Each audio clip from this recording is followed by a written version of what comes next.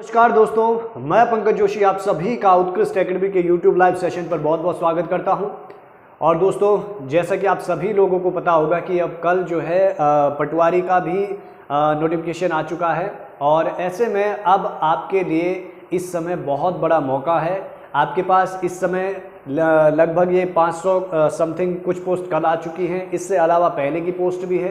तो इतनी सारी पोस्टें हैं और पेपर होना बिल्कुल तय है इस समय। तो आप लोग जो है इस समय अपने कमर को कस लीजिए और अच्छे से अपनी तैयारी को करना शुरू कर दीजिए। आपके पास समय भी है इस समय। बाकी दोस्तों, इसके लिए हम लोग शाम को आज 8 बजे एक रणनीति वाली वीडियो भी लेकर आ रहे हैं कि किस प्रकार से जो है इन पेपरों के लिए कि कौन से पेपर के लिए किस प्रकार से रणनीति बनानी चाहिए, किस ओर जाना चाहिए। तो इसके लिए हम शाम को 8 बजे लाइव भी आएंगे। हालांकि मॉर्निंग में आना था, लेकिन देहरादून में आज मौसम बहुत ज़्यादा खराब है, तो हम लोग 8 बजे आज लाइव आपके बीच नहीं उपस्थित हो पाए। तो जो भी है, बस आपको जो है मजबूती के साथ हम अपनी तैयारी को रणनीति के साथ आगे बढ़ाना है और फिर जो ये आगे एग्जाम होने हैं उनमें सफलता हासिल करनी है। ये सारा की सारा आपके हाथों में है दोस्तों, और कोई भी आपकी इस समय इसमें हेल्प नहीं कर सकता है। आप खुद सोच विचार कीजिए, पूरा एक दिन लगाइए कि मुझे किस तरीके से करना है, क्या रणनीति बनानी है, और फिर जाकर आप जो है इस पर जुड़ जाइए। बाकी दोस्तों, हम लोग तो आपके लिए रोजाना ला ही रहे हैं। ये सब उसी के लिए रामबाण साबित होने वाले हैं जो हम लोग आपके बीच रोजाना 9 से 10 बजे के बीच ये प्रश्न लाते हैं। आज भी इसी कड़ी में मैं उत्तराखंड के इंपॉर्टेंट क्वेश्चन आपके बीच लेकर आया हूं। आप लोग देख लीजिए, आज हम लोग प्रवेश कर चुके हैं उत्तराखंड महत्वपूर्ण प्रश्न भाग 31 में जा चुके हैं और इससे पहले 30 आ चुके हैं। तो जिन लोगों ने वो नहीं देखे हैं वो जाकर पहले उनको भी देख ले और उतने इंपॉर्टेंट क्वेश्चनों को अवश्य कर ले। बाकी फिर आज हमारा जो 31वां सेशन है, इसका जो सबसे पहला क्वेश्चन है दोस्तों, पहला ही प्रश्न आपको यहां पर दिख रहा होगा कि निम्न में पहला क्वेश्चन है, निम्न में पद्म भूषण से संबंधित असुमेलित है। आपको बताना है यहां पर जो है पद्म भूषण, ये शब्द पर आपको जाना है कि किसे पद्म भूषण प्राप्त हुआ है और इसमें असुमेलित है। मतलब बताना है कि भाई किसको किस तिथि में पद्म भूषण नहीं मिला है। पद्मश्री नहीं, पद्म विभूषण नहीं, पद्म भूषण की बात चल रही है। खासतौर से इन शब्दों पर जोर देना चाहिए। बहुत सारे लोग क्या करते हैं, गेड़े में आ जाते हैं पद्मश्री, तो इस तरह से थोड़ा सा इसको पढ़ना चाहिए। फिर जाके देख लीजिए ऑप्शन ए में देखो, सुमित्रा नंदन पंत सन 1961, क्या इनको 61 में मिला है। अगला देखो चंडी प्रसाद भट्ट 2005। नेक्स्ट देखिए रस्किन बॉन्ड 2014 और फिर है खड़क सिंह वाल्दिया 2010। आपको यहां पर बताना है कि किसे जो है उस टाइम पर नहीं मिला है, एक असुमेलित है, वो आपको बताना है। तो आप लोग देखिए, जो लोग जा रहे होंगे ऑप्शन डी के साथ, वो दोस्तों बिल्कुल सही जा रहे हैं। खड़क सिंह वाल्दिया ये हमारे भू वैज्ञानिक रहे हैं, बड़े जबरदस्त। और इनको ये 2010 में नहीं, बल्कि इन्हें पद्म भूषण सम्मान भारत सरकार की तरफ से 2015 में दिया गया। पहली चीज क्या याद रखेंगे, यानी कि खड़क सिंह वाल्दिया भू वैज्ञानिक है। यह सम्मान कब दिया गया है? 2015 में। पद्म भूषण की बात चल रही है। अगर यहीं पर गलती से पद्मश्री भी पूछ लेता तो याद रखें दोस्तों, इन्हें पद्मश्री भी 2007 में मिल चुका है। 7 दूनी 14 और 1 15। ठीक है, इस हिसाब से याद रखिएगा कि फिर टिस के हाथ में इन्हें पद्मश्री मिल चुका है और 2015 में इनको पद्म भूषण सम्मान भी प्राप्त हो चुका है। इसके अलावा दोस्तों सुमित्रा नंदन पंत जी, ये बिल्कुल सही है। सुमित्रा नंदन पंत जी को 1961 में पद्म भूषण सम्मान से सम्मानित किया जा चुका है। इसके अलावा चंडी प्रसाद भट्ट 2005 में इनको पद्म भूषण प्राप्त हो चुका है। बाकी आप जानते हैं दोस्तों, पद्मश्री बहुत बार इनसे पूछा जाता है। 1986 में इनको पद्मश्री सम्मान से भी सम्मानित किया जा चुका है। बाकी रस्किन बॉन्ड को 2014 में साहित्य के लिए पद्म भूषण सम्मान दिया गया है और इनके भी साहित्य के लिए दिया गया है। चंडी प्रसाद जी को इन्हें दोस्तों ये क्या कहते हैं, पर्यावरण और समाज सेवा के क्षेत्र में दिया गया है। तो आगे बढ़ते हैं अगले क्वेश्चन की ओर। उम्मीद करता हूं समझ गए होंगे। अगला क्वेश्चन देखिए, बाकी यहाँ पर मैंने लिखा भी है दोस्तों, कुछ इंपॉर्टेंट डिटेल है। आप इस तरह से, बाकी मैं ये पीडीएफ आपको, अगर आप लोग हमारे टेलीग्राम में नहीं जुड़े, आप लोग हमारे टेलीग्राम में को भी ज्वाइन कर लीजिए। टेलीग्राम का लिंक नीचे हमने डिस्क्रिप्शन में दिया होगा, तो आप टेलीग्राम में जरूर ज्वाइन कीजिए। ये जितने भी कोई अब इसके बाद कोई ये सेशन चलेंगे, ये सारी पीडीएफ आपको कहाँ पर हम उपलब्ध करवा देंगे, यानी कि टेलीग्राम में करवा देंगे। यहाँ पर देख लीजिए दोस्तों, खड़क सिंह वाल्दिया, इन्हें 2015 में पद्म भूषण और 2005 में पद्मश्री। सुमित्रा नंदन पंत ये पद्म भूषण है दोस्तों, 2015 में पद्म भूषण और 1968 में ज्ञानपीठ सम्मान चिदम्बरा के लिए प्राप्त हो चुका है। बूढ़ा चांद के लिए इन्हें साहित्य अकादमी सम्मान से भी सम्मानित किया जा चुका है। चंडी प्रसाद भट्ट 2005 में पद्म भूषण, 1986 में इनको पद्मश्री सम्मान से सम्मानित किया जा चुका है। अगला क्वेश्चन देखिए, अगला क्वेश्चन है हमारे पास, दूसरा क्वेश्चन है कि निम्न में असंगत को छांटिए। यहां पर आपके पास कुछ ये जो है ऑप्शन दिए गए हैं और आपको इनमें से गलत छांटना है। जैसे पहला देख लीजिए आप, उत्तराखंड पुलिस प्रशिक्षण अकादमी नरेंद्र नगर में है। दूसरा देखिए, राजकीय विधि कॉलेज गोपेश्वर। तीसरा, अंगोरा भेड़ प्रजनन संस्थान अल्मोड़ा। और अगला आप यहां पर देख लीजिए, CBRD यानी कि CBRI ये रुड़की में है। आपको बस इनमें से बताना है कि कौन सा गलत है। और ये जो CBI जो इसमें गड़बड़ कर रहे हैं दोस्तों, तो ये मैं आपको बता दूं, ये केंद्रीय बिल्डिंग रिसर्च इंस्टीट्यूट है। समझ गए आप? तो आप समझ जाएंगे इससे, क्योंकि इस तरह से ही क्वेश्चन आता है, इसलिए आपको खुद समझ रहा है। बाकी आपको बताना है कि इनमें से बेमेल कौन सा है जो गलत बैठ रहा है, कि कौन सा कहां पर नहीं है। तो आप लोग जो जा रहे होंगे दोस्तों, यानी कि ऑप्शन सी में, ये जो सी दिख रहा है आपको, अंगोरा भेड़ प्रजनन संस्थान, ये अल्मोड़ा में नहीं है। कहां पर है अंगोरा भेड़ प्रजनन संस्थान? तो ये दोस्तों चमोली में है। और जो लोग जा रहे होंगे इसमें, वो बिल्कुल सही जा रहे होंगे। इस समय दोस्तों एक चीज तो आप तय कर लीजिए कि आपके पास समय भी बहुत ज़्यादा है, और लगभग अगर आप देखेंगे तो इस समय आपके पास 4 से 5 से 6 महीने हैं। तो आप कोशिश कीजिए कि इस समय उत्तराखंड और हिंदी को बहुत मजबूत बनाएं। जितना ज़्यादा हो सके आप उत्तराखंड हिंदी में फोकस कीजिए। अब इसी तरीके से लगातार वैकेंसी आती रहेगी, आप ये देख लीजिए, क्योंकि आगे चुनाव होने हैं। अगला क्वेश्चन देखिए, तीसरा क्वेश्चन हमारे पास कौन सा है? तीसरा क्वेश्चन है कि हेमलता का संबंध, हेमलता काला जी पूछा है, हेमलता काला का संबंध है। ये भी बहुत सुर्खियों में रहे थे कुछ समय पहले, कुछ साल, कुछ वर्ष पहले, तो इसलिए इंपॉर्टेंट बनता है। आजकल यहां पर पुराना भी पूछ लेता है। इनका संबंध आपको बताना है कि किससे है। हेमलता काला जी, याद रखिएगा, अभी से हेमलता काला पूछा है ने। पहला ऑप्शन देखिए क्रिकेट, दूसरा फुटबॉल, तीसरा टेनिस और फिर नौकायन। आप लोगों को बताना है कि इनका संबंध किससे है। और दोस्तों जो आप लोग जा रहे होंगे ऑप्शन ए के साथ, यानी कि क्रिकेट के साथ, तो वो बिल्कुल सही जा रहे हैं। हेमलता काला जी, ये क्रिकेट से इनका संबंध है, और इन्होंने ये बहुत पहले जो है भारतीय क्रिकेट में शामिल हुई थी और भारतीय क्रिकेट में खेल चुकी है। इसके अलावा दोस्तों सुर्खियों में तब आई थी जब इन्हें BCCI में जो है मुख्य भूमिका दी गई थी, है ना, महिला क्रिकेट के लिए। तो उस दौरान ये बहुत ही ज्यादा सुर्खियों में रही, तो आपको याद रखना है। बाकी पौड़ी गढ़वाल से इनका संबंध है, ये भी आपको याद रखना। कोटद्वार से जो है इनका जन्म माना जाता है।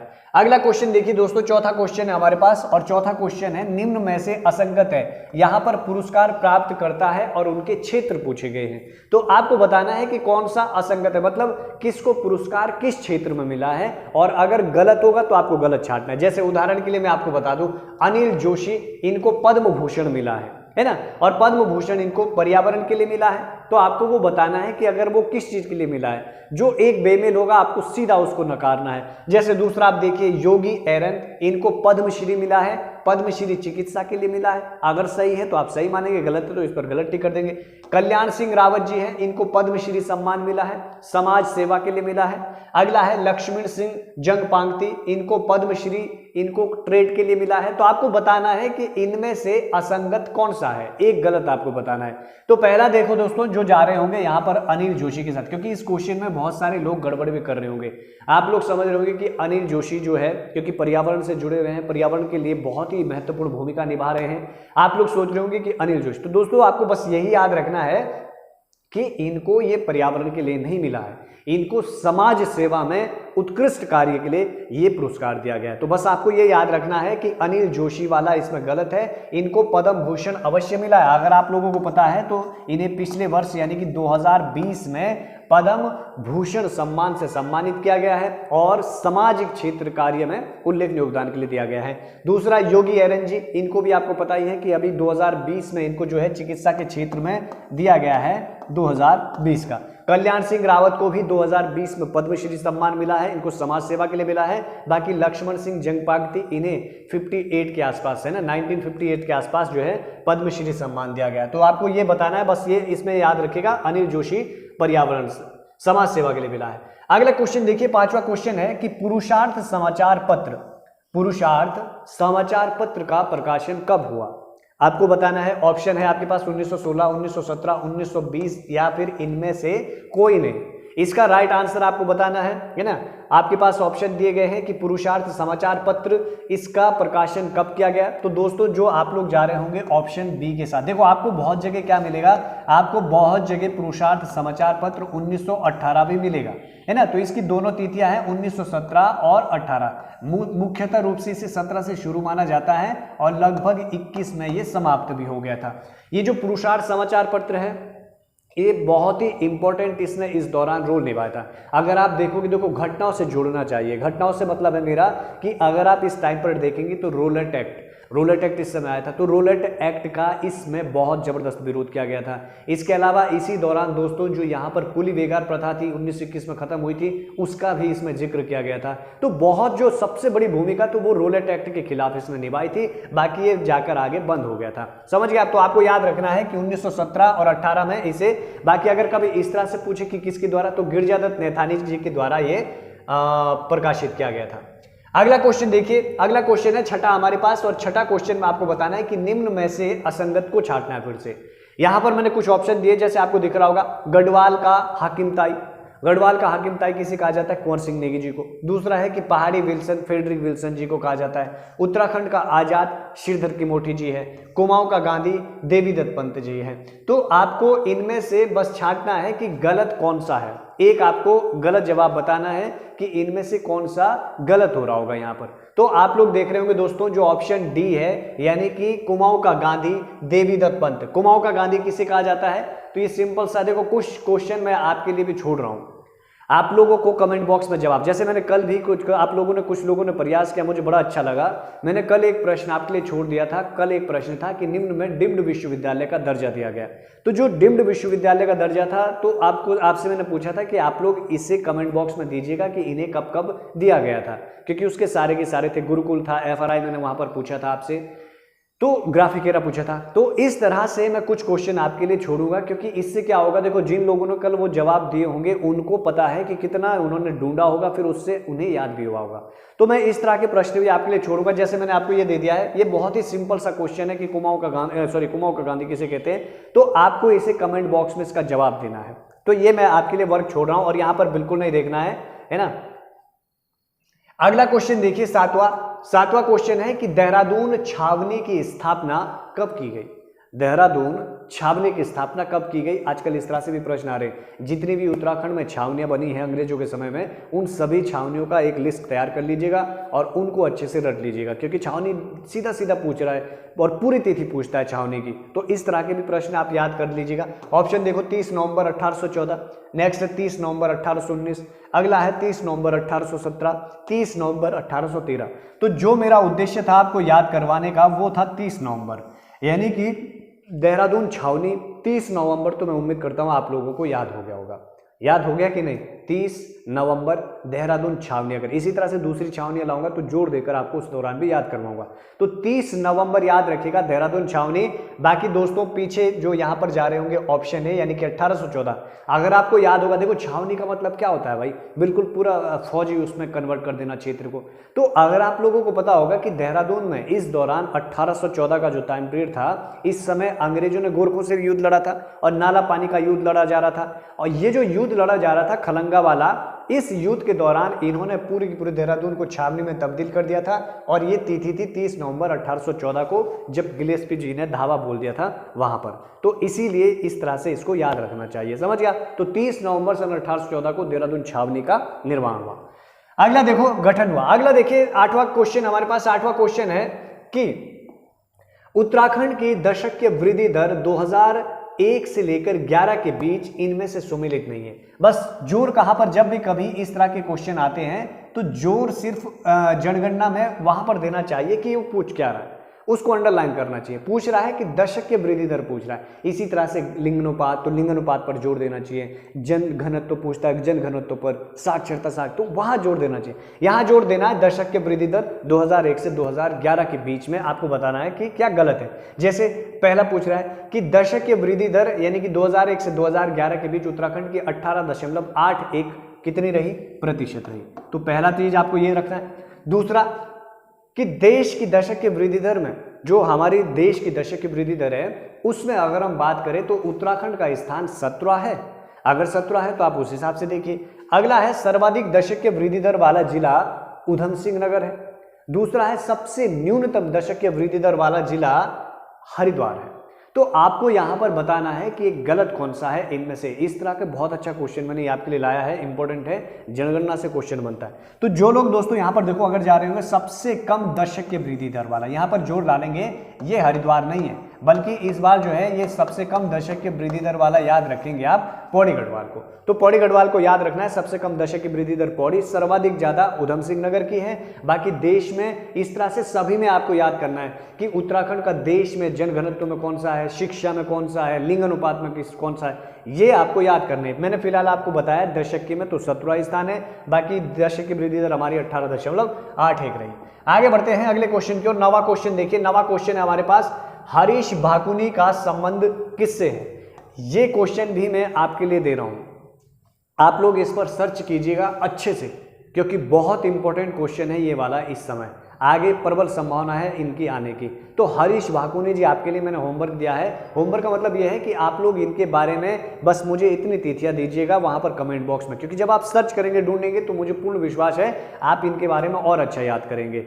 आपको क्या लिखना है कि ये कहाँ के हैं और क्या क्या इनका थोड़ा सा इतिहास रहा, वो जरूर कमेंट बॉक्स में लिखिएगा। ये 2 काम दे दिए, एक मैंने पहले क्वेश्चन में। देखो क्रिकेट से है, फुटबॉल से है, नौकायन से है या फिर हॉकी से है।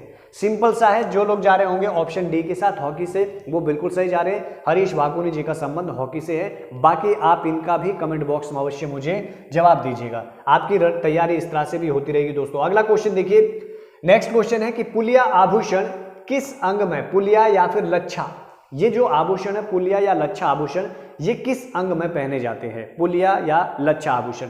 ऑप्शन देखिए आपका नाक में, हाथ में, कमर में या फिर पैर में।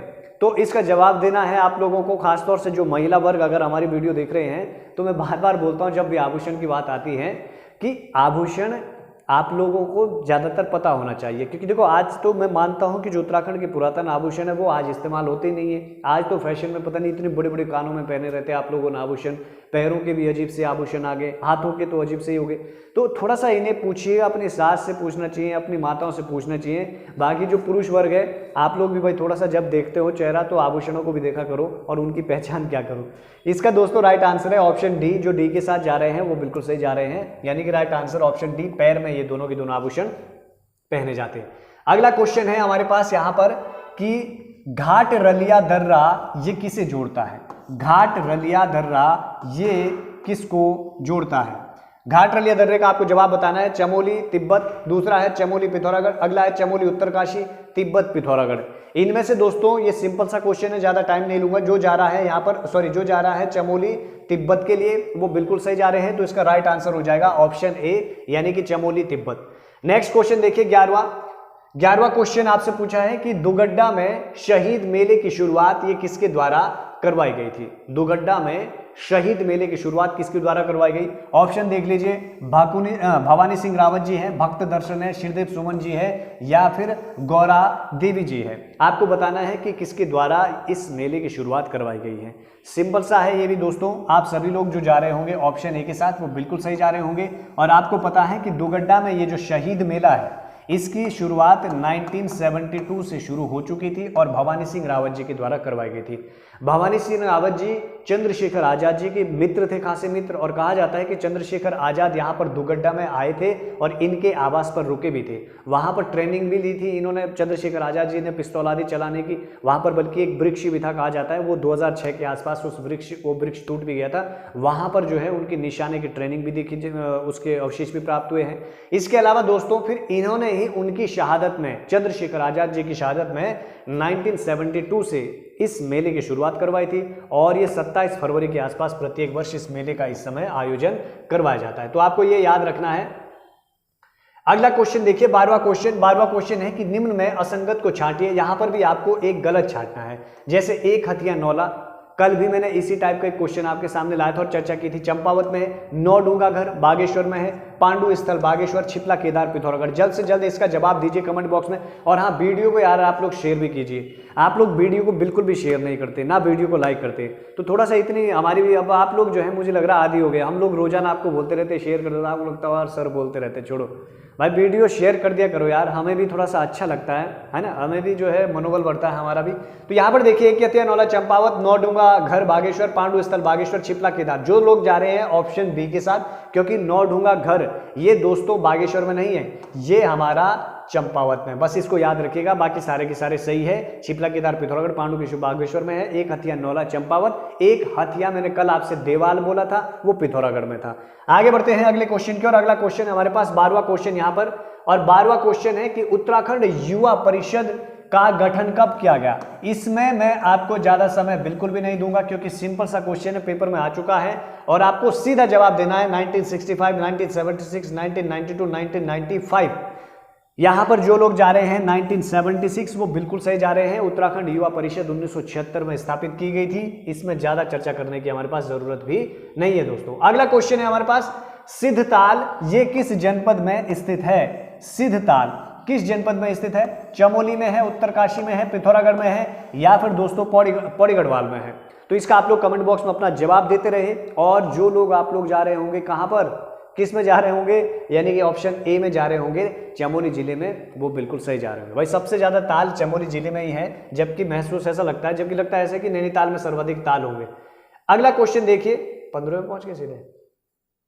आखिरी क्वेश्चन है दोस्तों, यानी कि 15वां क्वेश्चन हमारे पास, नंदलाल भारती का संबंध किस जनजाति से है? नंदलाल भारती जी के बारे में पूछा है। भोटिया जनजाति से है, थारू से, राजे से है, या फिर इनमें से कोई नहीं? नंदलाल भारती जी, नंदलाल भारती जी का संबंध दोस्तों इनमें से कोई भी नहीं है, क्योंकि इनका संबंध किससे है? जौनसारी जनजाति से। तो दोस्तों ये हमारे आज के 15 इंपॉर्टेंट क्वेश्चन हो चुके हैं, और उम्मीद करता हूं आपको हमारा ये प्रयास अच्छा लग रहा होगा। रोजाना इसी बीच में, यानी कि 9 से 10 बजे हम आपके बीच आते रहते हैं। तो दोस्तों इसी तरह से फिर कल मैं मिलूंगा आपको आपके बीच, यानी कि 9 से 10 बजे के बीच। तब तक के लिए दोस्तों मैं विदा लेता हूं। अब आपके बीच आने वाले हैं सुभाष सर महत्वपूर्ण हिंदी के प्रश्नों को लेकर, तब तक बने रहिए। बाकी दोस्तों तब तक वीडियो शेयर कर दीजिए यार, उनका थोड़ा सा लगना चाहिए ना कि हाँ वीडियो काफ़ी लोग जुड़े हैं।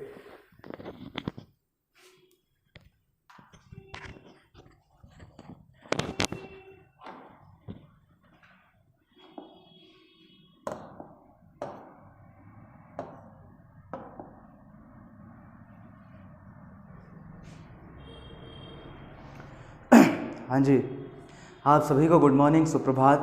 आशा करते हैं कि आप सभी लोग स्वस्थ होंगे और मस्त भी होंगे और अपनी तैयारी में लगातार जुड़े होंगे।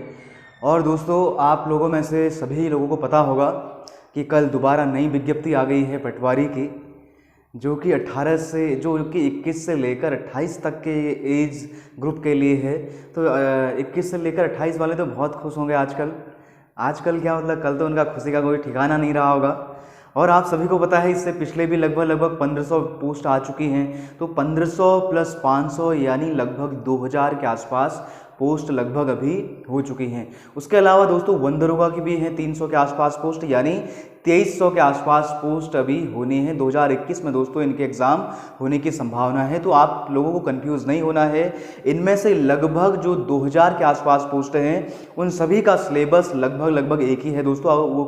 वो आप सभी को पता है कि वो क्या है।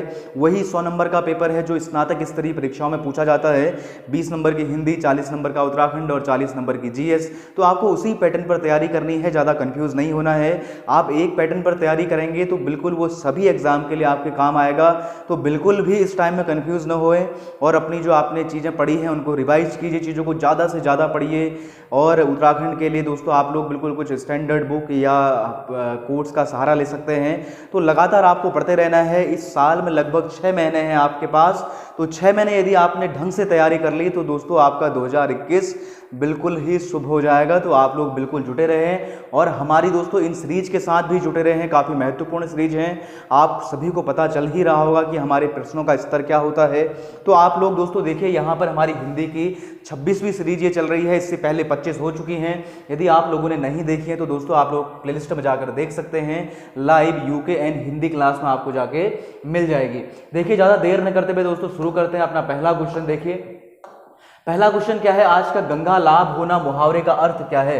दोस्तों आपको ये बताना है कि गंगा लाभ होना ये मुहावरा है, इसका मीनिंग क्या है। मर जाना, पवित्र हो जाना, कार्य आरंभ करना, अलग थलग होना। आप सभी को कमेंट करना है, कमेंट आप सभी के आने चाहिए दोस्तों, ताकि इससे इंगेजमेंट बढ़ता रहे और आप सभी को पता भी चलता रहे कि हमारा आंसर क्या आया था।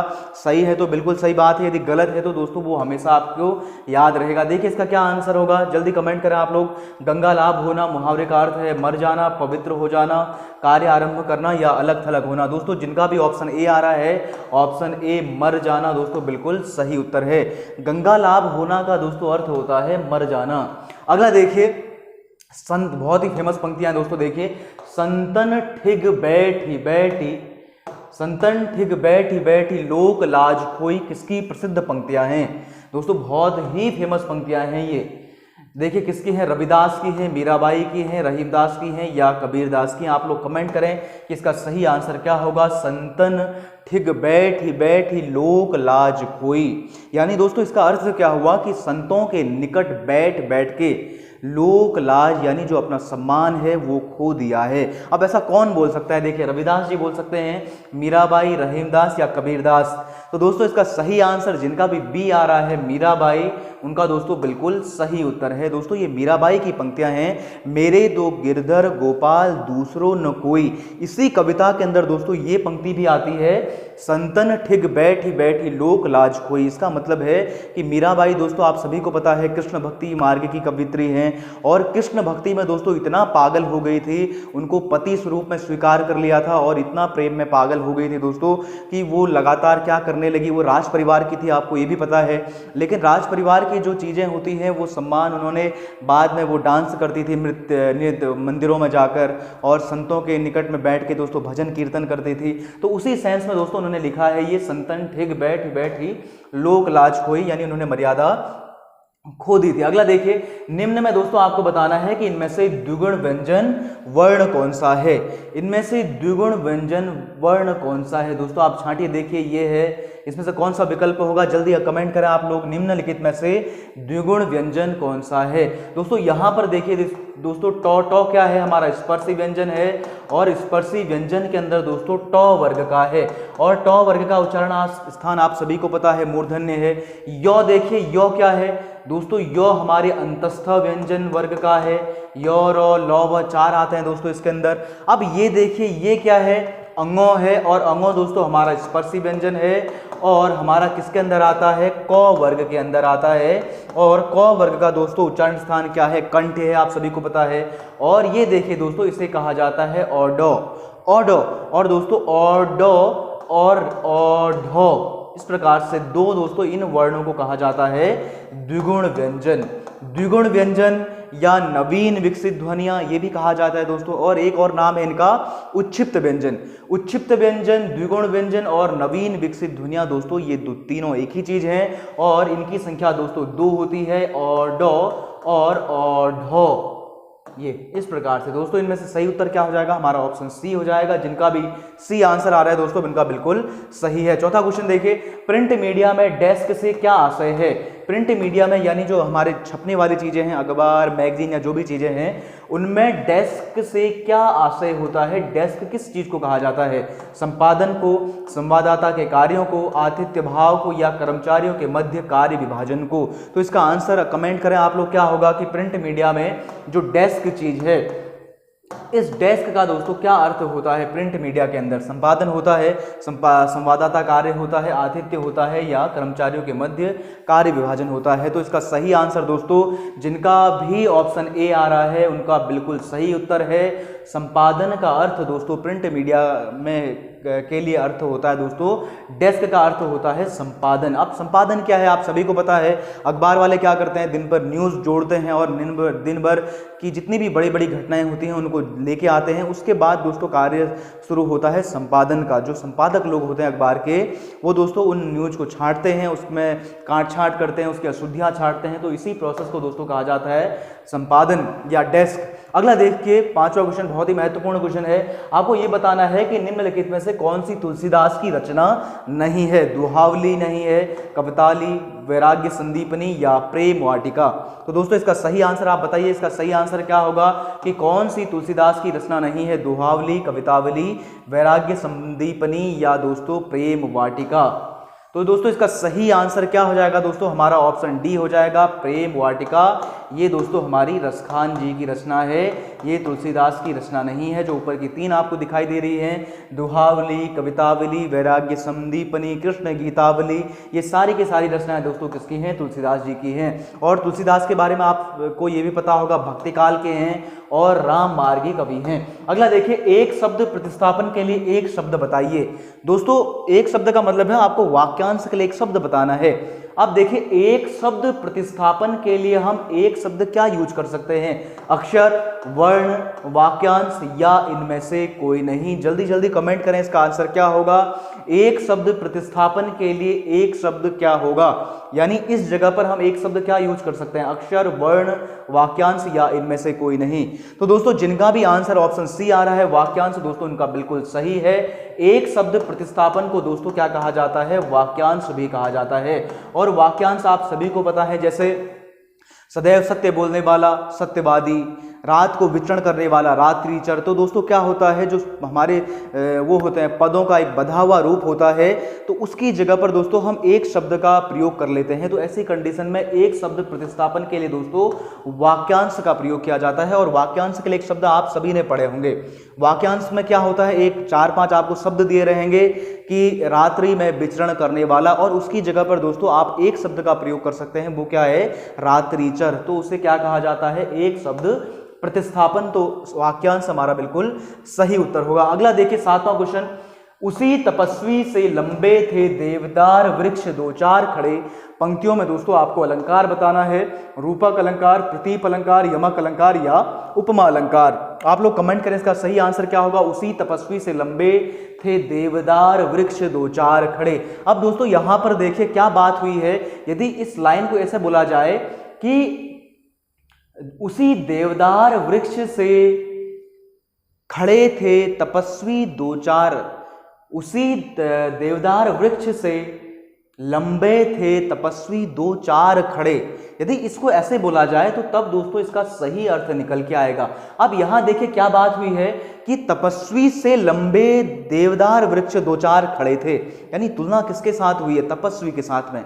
तो दोस्तों वास्तव में होना क्या चाहिए था कि देवदार वृक्ष से लंबे तपस्वी दो चार खड़े थे। तो वाक्य दोस्तों रियल में ऐसा होना चाहिए था। और इस प्रकार की चीजें दोस्तों, जब आपको इस प्रकार की चीजें दिखाई देंगी, जैसे देखिए इस प्रकार का, देखिए जैसे मान लीजिए यह है कि मुख चंद्र सा है, इस एग्जाम्पल से समझिए मुख चंद्र सा है। तो दोस्तों यहां पर क्या हो जाएगा, हमारा उपमा अलंकार हो जाएगा, क्योंकि देखिए मुख की तुलना किससे हुई है, चंद्रमा से हुई है। ये उपमेय है, ये उपमान है, और इन दोनों के बीच में दोस्तों तुलना हुई है, उपमा अलंकार है। यदि इसको इस प्रकार से चेंज कर दिया जाए कि चंद्र मुख सा है, चंद्र मुख सा है, तो ऐसी कंडीशन में दोस्तों इनकी जगह चेंज हो गई है। अब चंद्र क्या है, उपमेय है, और मुख उपमान है। अब ये बोला जा रहा है कि चंद्रमा जो है वो मुख सा है। तो जब भी उपमान और उपमेय की दोस्तों जगह चेंज कर दी जाती है, तो उस कंडीशन में हमारा अलंकार क्या हो जाता है, प्रतीप अलंकार हो जाता है। और प्रतीप अलंकार दोस्तों सदैव क्या होता है, उपमा अलंकार का विपरीत अलंकार होता है। उपमा अलंकार के अंदर जो उपमेय होगा वो प्रतीप अलंकार के अंदर दोस्तों उपमान हो जाएगा, और जो उपमा अलंकार के अंदर उपमान होगा वो प्रतीप अलंकार के अंदर उपमेय हो जाता है। तो ऐसी कंडीशन में देखिए दोस्तों यहाँ पर उल्टी बात हुई है, उपमान और उपमेय की जगह चेंज हो गई है। तो इसका सही आंसर दोस्तों क्या होगा, हमारा ऑप्शन बी हो जाएगा, प्रतीप अलंकार। अगला क्वेश्चन देखिए, खाद्या खाद्य में दोस्तों आपको संधि बतानी है कि खाद्या खाद्य में कौन सी संधि होगी, यण संधि, दीर्घ संधि, गुण संधि या इनमें से कोई नहीं। तो दोस्तों इसका सही आंसर आप लोग कमेंट करें। जिनका भी सही उत्तर ऑप्शन बी आ रहा है उनका दोस्तों बिल्कुल सही है। इसकी संधि कैसे होगी, देखिए दोस्तों इसकी संधि हो जाएगी खाद्य धन अखाद्य।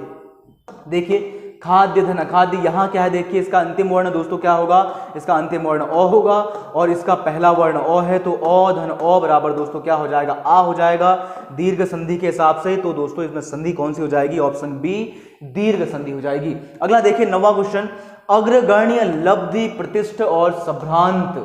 दोस्तों 3 शब्द दिए गए हैं, आपको ये बताना है कि किसके पर्यायवाची शब्द हैं। अग्रगण्य, लब्ध, प्रतिष्ठ और संभ्रांत का पर्यायवाची शब्द क्या होगा? ब्राह्मण होगा, प्रसिद्ध होगा, सन्यासी होगा या ऑप्शन डी है दोस्तों इनमें से कोई नहीं होगा। आप लोग कमेंट करें इसका सही आंसर क्या होगा। ब्राह्मण, प्रसिद्ध, सन्यासी या उपयुक्त में से कोई नहीं। शब्द दोस्तों क्या है देखिए, अग्रगण्य, लब्ध, प्रतिष्ठ और संभ्रांत। तो दोस्तों इसका सही उत्तर क्या है? ऑप्शन बी जिनका भी आ रहा है उनका दोस्तों बिल्कुल सही उत्तर है। इसका सही आंसर दोस्तों क्या होगा हमारा? प्रसिद्ध हो जाएगा। अगला क्वेश्चन देखिए, संवाददाताओं के मध्य कार्य विभाजन को पत्रकारिता के अंदर क्या कहा जाता है? दोस्तों ये आपके पत्रकारिता वाले पार्ट में से है। देखिए सही, बहुत ही इंपॉर्टेंट क्वेश्चन है कि जो संवाददाता होते हैं, जो दोस्तों समाचार भेजते हैं उस क्षेत्र से जहां घटना घटती है वहां से जो समाचार भेजने का कार्य करते हैं उन्हें दोस्तों कहा जाता है संवाददाता। उनके मध्य दोस्तों कार्य विभाजन को पत्रकारिता के अंदर क्या कहा जाता है? यानी संवाददाताओं को कार्य को बांटना। यदि खेल क्षेत्र में उनकी रुचि है तो उनको खेल क्षेत्र दे देना, यदि उनको क्राइम में रुचि है तो क्राइम वाला क्षेत्र दे देना, यदि उनको शेयर मार्केट में उनको विशेषज्ञता है तो उनको शेयर मार्केट वाला क्षेत्र दे देना समाचार कवर के लिए। तो इसका सही आंसर दोस्तों क्या होगा? ऑप्शन ए देखिए बीट है, option B desk, option C है फ्रीलांसर और ऑप्शन डी है दोस्तों स्ट्रिंगर। देखिए इसका सही आंसर दोस्तों जिनका भी ऑप्शन ए आ रहा है बीट, उनका दोस्तों बिल्कुल सही उत्तर है। संवाददाताओं को कार्य विभाजन दोस्तों क्या कहा जाता है? बीट कहा जाता है। डेस्क का मतलब आप सभी को पता ही है, डेस्क का मतलब दोस्तों पत्रकारिता के अंदर होता है संपादन। और फ्रीलांसर दोस्तों स्वतंत्र प्रकार के जो पत्रकार होते हैं उनको फ्रीलांसर कहा जाता है और अंशकालिक पत्रकारों को दोस्तों कहा जाता है स्ट्रिंगर। अगला देखिए 11वां क्वेश्चन, मैं रात भर जागता रहा वाक्य में रेखांकित पद दोस्तों आपको बताना है। रेखांकित किया किसको गया है? भर को किया गया है। तो आपको दोस्तों इन पंक्तियों में ये बताना है कि जो रेखांकित पद है यानी जो भर है ये क्या चीज है व्याकरण के अकॉर्डिंग। समुच्चय बोधक अव्यय है, अवधारणा बोधक अव्यय है, क्रिया विशेषण है या संबंध बोधक अव्यय है? तो आप लोग कमेंट करें इसका सही आंसर दोस्तों क्या होगा। मैं रात भर जागता रहा। दोस्तों इस वाक्य को इस प्रकार से भी बोला जा सकता था कि मैं जागता रहा। ये वाक्य इस प्रकार से भी हो सकता था कि मैं रात में जागता रहा। अब यहां पर बात क्या हुई है कि मैं रात भर जागता रहा और भर लगाकर दोस्तों क्या हो गया है, इस वाक्य के अंदर एक विशेष प्रकार का जोर आ गया है।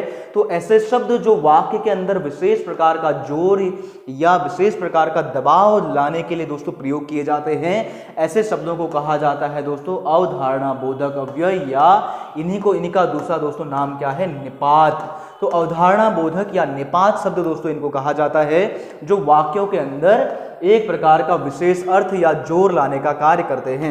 अगला देखिए, यहां देखिए दोस्तों मोस्ट इंपोर्टेंट है, गलता लोहा किसकी रचना है? यहां पर देखिए दोस्तों इसको हम जोशी ही ले लेते हैं। आपके पास ऑप्शन क्या है देखिए, इसको भी हम जोशी कर लेते हैं, हिमांशु जोशी। देखिए विकल्प क्या क्या है? मनोहर श्याम जोशी, हिमांशु जोशी। दोस्तों यहाँ पर दिया तो गया है, बिल्कुल कोई दिक्कत नहीं है। मनोहर श्याम जोशी, हिमांशु जोशी, राजेश जोशी या हरिशंकर परसाई। तो दोस्तों इसका बताइए गलता लोहा किसकी रचना है? बहुत ही फेमस है दोस्तों, ये आपको आपकी बुक में भी मिल जाएगी, एनसीईआरटी की बुक में बहुत ही फेमस कविता रचना है। ये देखिए किसकी है? मनोहर श्याम जोशी, हिमांशु जोशी, राजेश जोशी या ऑप्शन डी है दोस्तों आपके पास हरिशंकर परसाई। तो दोस्तों इसका सही उत्तर जिनका भी ऑप्शन बी आ रहा है हिमांशु जोशी, दोस्तों इनका बिल्कुल सही उत्तर है ऑप्शन बी हिमांशु जोशी। दोस्तों बिल्कुल सही उत्तर है, गलता लोहा हिमांशु जोशी नहीं शेखर जोशी की रचना है। दोस्तों यहाँ पे थोड़ा ये गलत हो गया है, यहाँ पे इसको बिल्कुल आप थोड़ा एडिट कर लें। ये किसकी रचना है? यहाँ पे थोड़ा इस ऑप्शन बी को दोस्तों यहाँ पर आप शेखर जोशी कर लें, थोड़ा यहाँ पे गड़बड़ हो गया है। शेखर जोशी दोस्तों किसकी रचना है? ये शेखर जोशी की रचना है। गलता लोहा किसकी रचना है? शेखर जोशी की रचना है। तो ऑप्शन डी हमारा बिल्कुल सही उत्तर हो जाएगा। अगला देखिए 13वां क्वेश्चन, शेखर जोशी की रचना एक पेड़ की याद की विधा क्या है? दोस्तों शेखर जोशी हमारे बहुत ही फेमस साहित्यकार हैं दोस्तों, अल्मोड़ा से इनका संबंध है। इनका जन्म हुआ था दोस्तों अल्मोड़ा में 1932 में। तो आपको दोस्तों बताना है कि ये शेखर जोशी बहुत ही बड़े साहित्यकार हैं कुमाऊं अंचल के। उनकी रचना है दोस्तों एक पेड़ की याद। इसकी विधा क्या है? कहानी संग्रह है, उपन्यास है, शब्द चित्र संग्रह है या दोस्तों ये कविता है? तो जिनका भी ऑप्शन दोस्तों ऑप्शन सी आ रहा है शब्द चित्र संग्रह, उनका दोस्तों बिल्कुल सही उत्तर है। दोस्तों ये इनका क्या है? शब्द चित्र संग्रह है, एक पेड़ की याद। अगला देखिए 14वां क्वेश्चन, शेखर जोशी की कहानी गलता लोहा का मुख्य पात्र कौन सा है। दोस्तों अभी हमने चर्चा की थी शेखर जोशी की रचना गलता लोहा की। दोस्तों इसकी विधा क्या है, इसकी विधा अभी हम बात करेंगे, इसकी विधा क्या है, लेकिन पहले हम बात कर लेते हैं कि इसका मुख्य पात्र कौन सा है। इस प्रकार के क्वेश्चन भी दोस्तों आपको पूछे जा सकते हैं। पिछली बार दोस्तों पूछा गया था सिल्वर वेडिंग, मनोहर श्याम जोशी की जो रचना है दोस्तों सिल्वर वेडिंग, उसका पूछा गया था कि मुख्य पात्र कौन सा है, तो इसी प्रकार से पूछा जा सकता है। तो जिनका भी दोस्तों आंसर ऑप्शन ए आ रहा है मोहन, बिल्कुल सही उत्तर है दोस्तों। गलता लोहा के अंदर मोहन मुख्य पात्र है दोस्तों। ये एक गरीब व्यक्ति होता है, ब्राह्मण व्यक्ति होता है, और दोस्तों फिर ये जाता है कहाँ पर, जो लोहे का कार्य करने वाले होते हैं, लोहार होते हैं, और दोस्तों उस लोहार का भी नाम है धनराम लोहार। तो दोस्तों वो समझता है और उसके बाद में दोस्तों उसके दिमाग में चीज़ें आती हैं कि भारत के हमारे जो समाज के अंदर किस प्रकार से दोस्तों हमने कार्यों का वर्गीकरण किया है जातिगत आधार पर, और उसी आधार पर दोस्तों हम भेदभाव भी करते हैं, छुआछूत वाली प्रथाएं भी दोस्तों हमारे द्वारा चलाई जाती हैं। तो इस प्रकार की चीज़ें उसके दिमाग में आती हैं, तो दोस्तों उससे एक प्रकार का ग्लानि महसूस होती है। वो समझता है किस प्रकार की चीज़ें हमारे समाज के अंदर हैं। तो इसी प्रकार की दोस्तों स्टोरी गलता लोहा के अंदर है। तो इसका मुख्य पात्र दोस्तों कौन है, ऑप्शन ए दोस्तों हमारा मोहन है। और 15वां क्वेश्चन देखिए, और दोस्तों यहाँ पर हम विधा की बात भी कर लेते हैं। शेखर जोशी की जो यहाँ देखिए विधा क्या है, विधा यहीं पर उल्लेखित की गई है, ये क्या है, एक कहानी है। तो दोस्तों आपको इसकी विधा भी याद रखनी है, क्या है ये, एक कहानी है। और लास्ट क्वेश्चन देखिए दोस्तों 15वां क्वेश्चन हमारा आज का अंतिम क्वेश्चन, निम्नलिखित में से किसका अर्थ शाही शिविर, खेमा या फौजी पड़ाव होता है। तो आपको दोस्तों ये बताना है कि इनमें से किसका अर्थ क्या है, शाही शिविर, शाही खेमा या फौजी पड़ाव होता है, यानी दोस्तों जहां पर सैनिक रुकते हैं। तो आंसर क्या है दोस्तों आपके पास, उर्दू है, फारसी है, अरबी है या पश्तो है। तो दोस्तों इसका सही उत्तर जिनका भी ऑप्शन ए आ रहा है उर्दू, दोस्तों उनका बिल्कुल सही उत्तर है। उर्दू का अर्थ होता है दोस्तों शाही शिविर, शाही खेमा या फौजी पड़ाव। तो दोस्तों ये हमारे महत्वपूर्ण क्वेश्चन हो गए हैं आज के 15। दोस्तों इससे पहले भी हमारी सीरीज हो चुकी हैं, यदि आप लोगों ने नहीं देखी है तो आप लोग उनको प्लेलिस्ट में जाकर दोस्तों देख सकते हैं। और दोस्तों आप सभी की सूचना के लिए हमारा उत्तराखंड और हिंदी का एक कोर्स भी चल रहा है हमारे ऐप के अंदर। यदि दोस्तों आप लोगों को उसका फायदा लेना है तो आप ऐप डाउनलोड करके दोस्तों हमारे कोर्स को भी खरीद सकते हैं। दोस्तों वहां पर आपको बिल्कुल ग्रुप सी के सिलेबस के अकॉर्डिंग चीज़ें दोस्तों आपको मिलेंगी, और उसी विस्तार से, उसी गहराई से दोस्तों हमने इस कोर्स को बनाया है। तो आप लोग हमारे ऐप में जाकर दोस्तों इन कोर्सेज का भी फायदा ले सकते हैं। तो दोस्तों आज के लिए इतना ही है, बाकी आपको मिलेंगे फिर कल इसी समय पे 9 से 10 के बीच में। तब तक के लिए दोस्तों नमस्कार, धन्यवाद, जय हिंद, जय उत्तराखंड।